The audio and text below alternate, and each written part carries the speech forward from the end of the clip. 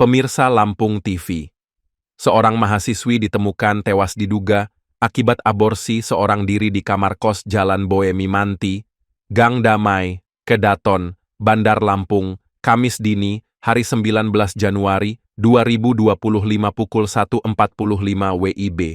Sementara bayinya lahir masih hidup, tetapi dibuang oleh pacarnya di Jembatan Tegineneng, Pesawaran. Mahasiswi berinisial SL, 20 tahun, warga Kecamatan Kasui, Kabupaten Waikanan, tewas mengenaskan dengan kondisi pendarahan hebat.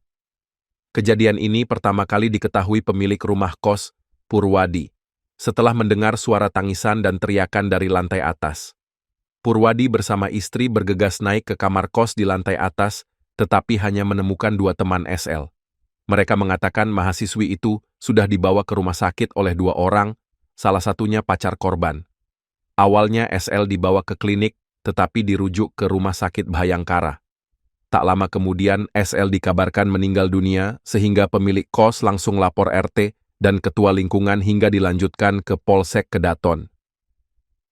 Hasil olah tempat kejadian perkara TKP, polisi menemukan banyak darah di kasur SL. Tim Inafis Polresta Bandar Lampung melakukan pemeriksaan lanjutan. Bercak darah masih berceceran dekat pintu. Kamar kos kemudian dipasangi garis polisi. Purwadi menyampaikan pacar SL beberapa kali datang ke kosan sekadar mengantarkan makanan. SL sendiri dikenal sebagai sosok pendiam. Pemilik maupun penghuni kos tidak mengetahui mahasiswi itu hamil, karena sehari-hari suka mengenakan celana jeans.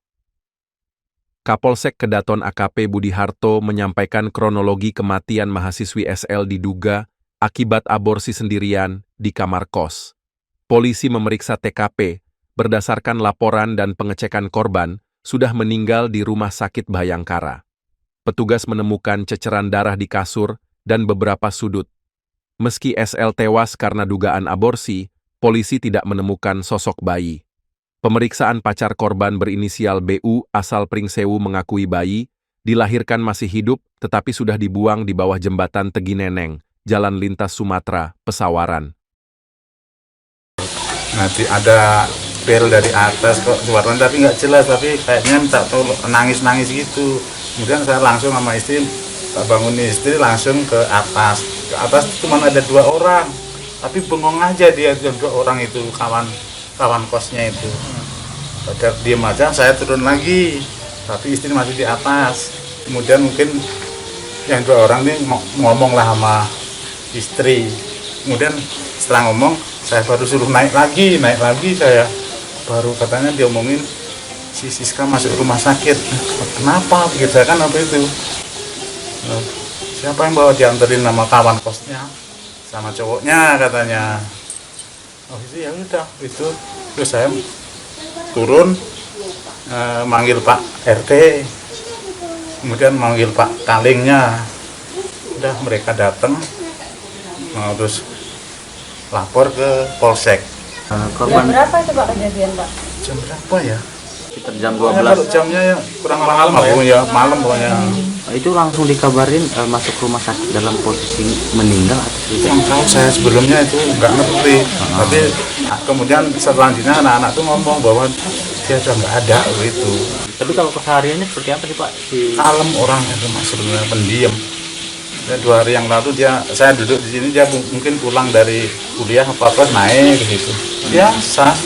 Normal ya. Normal. Sempat tahu berapa lama Pak dia ngekos di sini Pak? Udah 3 tahun ini, udah semester 6 dia. Kalau itu kan info dari polisi hasilnya udah besar ya Pak. Soalnya tahu nggak sih Pak? Nggak tahu, nggak lihat. Kalau ada kawan-kawannya aja juga nggak tahu karena pakai jilbab gede itu. Kalau pakai telannya sering pakai lepis dia malah gitu. Klinik pengobatan Sinseming. Pengobatan Sinseming adalah pengobatan alternatif yang menggunakan metode totok syaraf. Mahalnya biaya pengobatan bagi masyarakat selalu menjadi penghalang bagi setiap orang untuk mendapatkan kesehatan. Pengobatan alternatif Sinseming hadir untuk mengubah pola pikir masyarakat akan mahalnya biaya kesehatan. Assalamualaikum warahmatullahi wabarakatuh. Perkenalkan, saya Sin Seyin. Saya tenaga ahli di pengobatan totok saraf Sinseming. Bagi Anda yang punya keluhan berat maupun ringan, silahkan datang dan konsultasikan keluhan Anda. Pengobatan Sinseming, Jalan Pangeran Tirtayasa, Gang Salam nomor 3, depan Minimarket Fitrinov, Sukabumi, Bandar Lampung.